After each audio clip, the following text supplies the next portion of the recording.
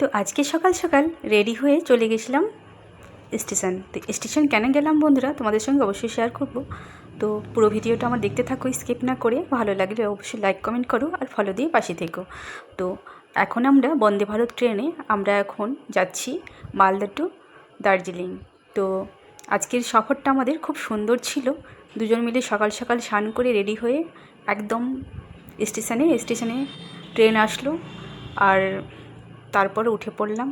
সুন্দরভাবে আমরা বসেও গিয়েছি। তো পুরো ট্রেনটা দেখো বন্ধুরা, খুব সুন্দর। আমি প্রথম জার্নি করছি বন্দে ভারতে, তোমরা নিশ্চয়ই গেছো আগে, তো নিশ্চয়ই ভালো লেগেছে তোমাদেরও। আমাকেও খুব ভালো লেগেছে। আর বসার পর একটু ভাবলাম ভিডিও করে নিই। তো বর্মশাই বললে একটু ছবি তুলে নাও, তো ছবি তুলে নিলাম।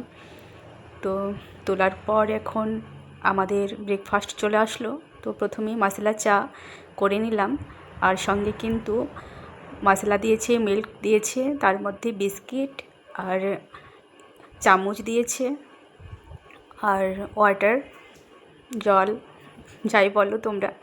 তো নর্মালি আমি জলই বলতে পছন্দ করি, তাই জল বললাম। আমি এখন মশলাটাকে অ্যাড করে নিলাম, আর এখন আমি ব্রেকফাস্টটা সেরে নিচ্ছি। তো একটু পরে আমাদের লাঞ্চ আসবে, তো আগে আমি ব্রেকফাস্টটা করে নিচ্ছি। তো তোমাদেরকে কেমন লাগে বন্ধুরা চা খেতে অবশ্যই কিন্তু জানাবে।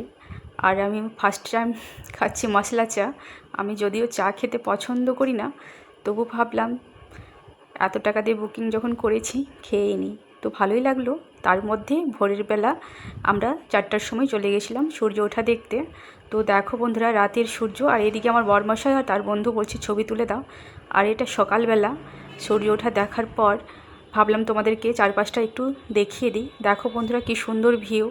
আর সাদা সাদা যেগুলো দেখতে পাচ্ছ বরফ পড়েছে, প্রচুর ঠান্ডা ছিল, হাত পা একদম জমে যাচ্ছিল, তবুও ভিডিও করেছিলাম। এখন আমরা দেখে টেকে অন্য জায়গায় বের হওয়ার জন্য বের হয়ে গেছি গেটের কাছে। গাড়িতে সবাই উঠছে বন্ধুরা, এগুলো আমাদেরই কার আছে, আর এখন অন্য জায়গায় যাব। তো তার জন্য আমরা উঠে পড়লাম গাড়িতে। তো নেক্সট ভিডিওতে আরও তোমাদের সঙ্গে শেয়ার করব অনেকগুলো ভিডিও। তো দেখো বন্ধুরা, এইগুলো সব বাঁশের জঙ্গল, প্রচুর বাঁশ সেখানে। আর এই আন্টিটা এখানে সুন্দর সুন্দর শাল বিক্রি করছিল, আমার খুব পছন্দ হয়েছিল। তো আমি সেখানে কিছু আর শপিং করিনি। তো ভাবলাম এখানে একটা বুদ্ধর মন্দির আছে, আমি একটু প্রণাম করে নিই। তো প্রণাম করার জন্য গেলাম গেটের কাছে। তো সেখানে একটা বিপদে পড়লাম। এই যে এই ডগিটা, ওকে পাহারায় রেখেছে, আমাদেরকে প্রবেশ করতে দিচ্ছিল না। তবু ভাবলাম এসেছি যখন অবশ্যই প্রণাম করে যাব বুদ্ধাকে। তো একজন গার্ডম্যান এসে তাকে সরিয়ে নিয়ে গেল। দেখো কীভাবে লম্পজম্প করছে, পারলে মনে হয় আমাদেরকে ছিঁড়ে খাবে, এরকম অবস্থা। কিন্তু কিছু করার নেই, একটু ওয়েট করলাম, তারপরে গেট খুললো, আমরা প্রবেশ করলাম ভিতরে। তো তার মধ্যে আমার বরমশাই তার বন্ধুরা বলল চলো আগে একটু চা খেয়ে নিই, গেট খুলতে দেরি আছে। তো দেখো বন্ধুরা, চা সেখানকার 20 টাকা কাপ। তো দাম নিলেও চাটা কিন্তু মন্দ ছিল না, খুব ভালো। আর এই যে এই দাদাগুলো খুবই ভালো ছিল, ওরা আমাদের ড্রাইভার ছিল। ওরা খুব সুন্দরভাবে আমাদেরকে সারা দিনটা নিয়ে ঘুরেছে, আর খুবই মজা করছিল, ওরা হাসাহাসি করছিল। আর এই যে আমার বরের বন্ধুর ওয়াইফ, সেও প্রচুর আনন্দ করেছে। আর আনন্দের মধ্যেও সে গাড়িতে একদম অসুস্থ হয়ে পড়ছিল বারবার।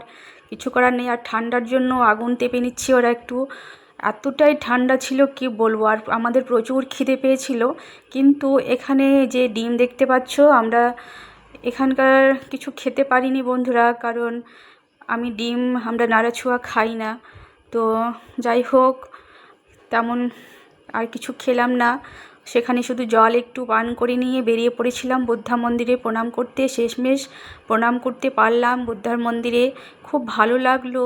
নেক্সট টাইম যদি কোনো দিন যাই, আবার সেখানে আমি প্রণাম করতে যাব, এই মনোবাঞ্ছা নিয়ে প্রণাম করে বের হয়ে পড়লাম। সবাই ভালো থেকো, সুস্থ থেকো, ধন্যবাদ সব।